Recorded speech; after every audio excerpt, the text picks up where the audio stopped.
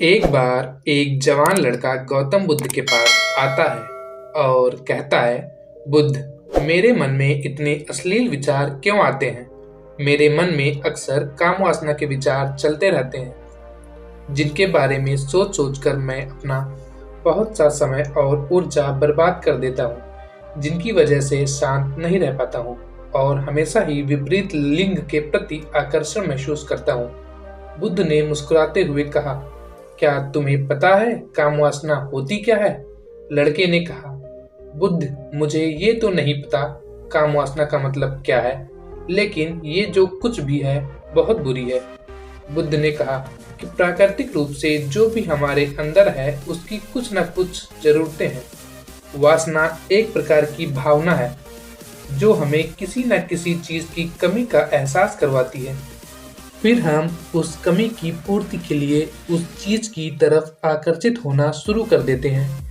जैसे अगर किसी के पास धन की कमी है तो उसके अंदर धन की वासना उत्पन्न हो जाएगी, यानी धन का आकर्षण उत्पन्न होगा। तो वासना कुछ और नहीं बल्कि एक प्रकार की कमी है, एक प्रकार की जरूरत का एहसास है, और जब ये जरूरत शारीरिक हो तो हम इसे काम वासना कह देते हैं। लड़के ने कहा, बुद्ध, ये तो समझ में आ गया कि काम वासना का मतलब क्या है, लेकिन यह हमारे अंदर आती कहाँ से है? ये उत्पन्न कैसे होती है? बुद्ध ने कहा, काम वासना कहीं से आती नहीं, बल्कि यह प्राकृतिक रूप से हमारे अंदर ही मौजूद होती है, और इसका होना जरूरी भी है, क्योंकि यही मानव जाति के विस्तार का आधार है। लड़के ने कहा, बुद्ध, जब काम वासना प्राकृतिक रूप से हमारे अंदर मौजूद है, तब फिर लोग काम वासना को गलत क्यों बोलते हैं? बुद्ध ने कहा, यह एक बहुत बड़ी समस्या है कि लोगों ने काम वासना को गलत नजरिए से देखना शुरू कर दिया है, इसे दबाने की कोशिश करना शुरू कर दिया है।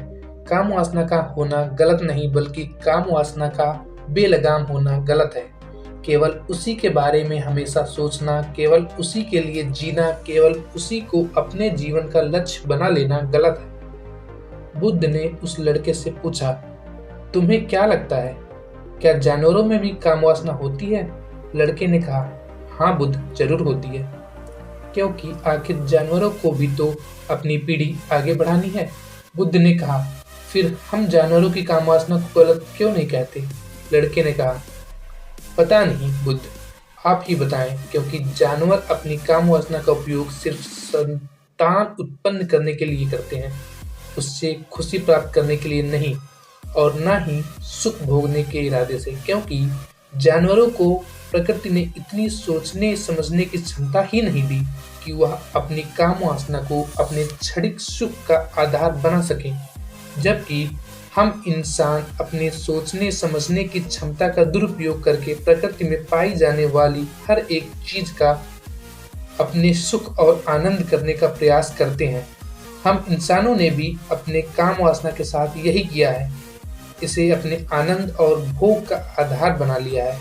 जिस भावना को प्रकृति ने मानव जाति का अस्तित्व बनाए रखने के लिए हमारे अंदर डाला था, उसे हमने जीवन का सर्वोपरि लक्ष्य बना लिखा है, और इंसानी काम वासना का यह बेलगाम होना ही उसके दुखों का कारण है। लड़के ने कहा, क्या काम वासना हावी होती है क्यों?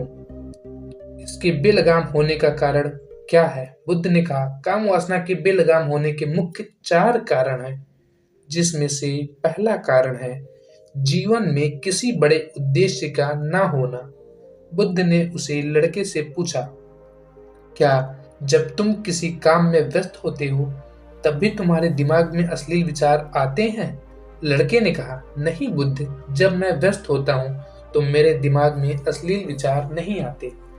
बुद्ध ने कहा, हमारा दिमाग एक बार में सिर्फ एक ही चीज के बारे में सोच सकता है, इसलिए जब हमारे दिमाग में कोई दूसरे विचार चल रहे होंगे तो अश्लील विचार आ ही नहीं सकते। और अगर हमारे जीवन में कोई बड़ा और स्पष्ट लक्ष्य है और हम उस स्पष्ट लक्ष्य के प्रति पूरी तरह समर्पित हैं, तो हमारे पास कभी इतना समय ही नहीं होगा कि ये फालतू विचार हमारे मन में घर कर सकें। और अगर ऐसे विचार उठते भी हैं तो हमारे मजबूत लक्ष्य के विचार इन्हें आसानी से अलग कर देंगे। लेकिन समाज की असल समस्या यही है कि अधिकतर लोगों के पास उनका लक्ष्य ही नहीं है। काम वासना के बेलगाम होने का दूसरा सबसे बड़ा कारण यह है कि समाज के द्वारा इसे गलत बताकर इसे दबाए जाने की कोशिश करना। लोगों को एक बड़े तबके ने कामुकता को हमेशा ही एक शक की नज़र से देखा है और इसका सबसे बड़ा कारण हमने अपने प्रजनन अंगों को शरीर के बाकी अंगों की तरह स्वीकार नहीं किया, जबकि हमारे प्रजनन अंग भी हमारे शरीर का हिस्सा मात्र है, इससे अधिक कुछ भी नहीं। आगे बुद्ध कहते हैं, इंसानों में कामुकता के हावी होने का तीसरा कारण है हमारा अपने विचारों के प्रति जागरूक न होना। हमारे मन में कैसे विचार चल रहे हैं, हम इस पर कभी ध्यान ही नहीं देते।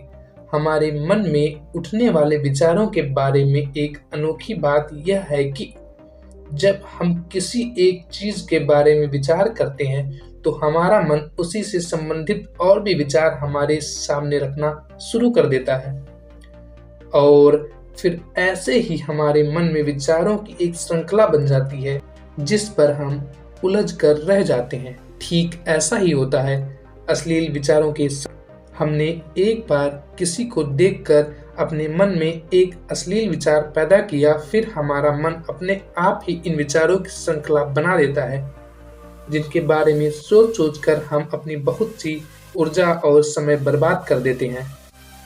इसलिए पूरी जागरूकता के साथ अपने अंदर उठने वाले विचारों पर ध्यान देना जरूरी है। बुद्ध ने कहा, अश्लील विचारों के हावी होने का चौथा कारण है बुरी सोच और अश्लील विचारों वाले लोगों की संगति करना। कई बार ऐसा होता है कि कामुकता हमारे अंदर नहीं होती, लेकिन कुछ अश्लील लोगों के साथ रहने की वजह से यह हमारे अंदर हावी हो जाती है। इसलिए बुरे विचार वाले लोगों से दूरी बनाकर रखना ही चाहिए। लड़के ने कहा, बुद्ध, यह तो समझ में आ गया कि कामुकता हावी कैसे होती है, लेकिन इसे हावी होने से रोका कैसे जा सकता है? बुद्ध ने कहा, सबसे पहले तो तुम यह समझो कि काम वासना की ऊर्जा रोका नहीं जा सकता, इसे सिर्फ रूपांतरित किया जा सकता है और इस ऊर्जा को रूपांतरित करने के दो तरीके हैं।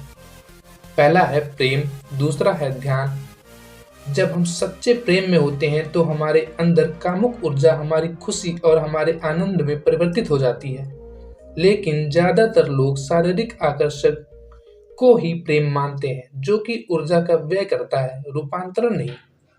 काम वासना की ऊर्जा को शरीर के अंदर रूपांतरित करने का सबसे सफल तरीका है ध्यान। ध्यान के माध्यम से आप अपने अंदर स्थित आनंद के उस केंद्र में स्थापित हो जाते हैं जिसके सामने दुनिया का हर भोग विलास फीका लगने लगता है।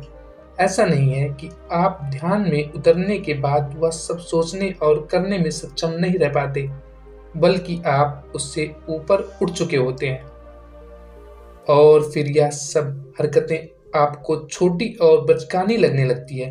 लड़के ने कहा, लेकिन बुद्ध, ध्यान की शुरुआत कहाँ से करें?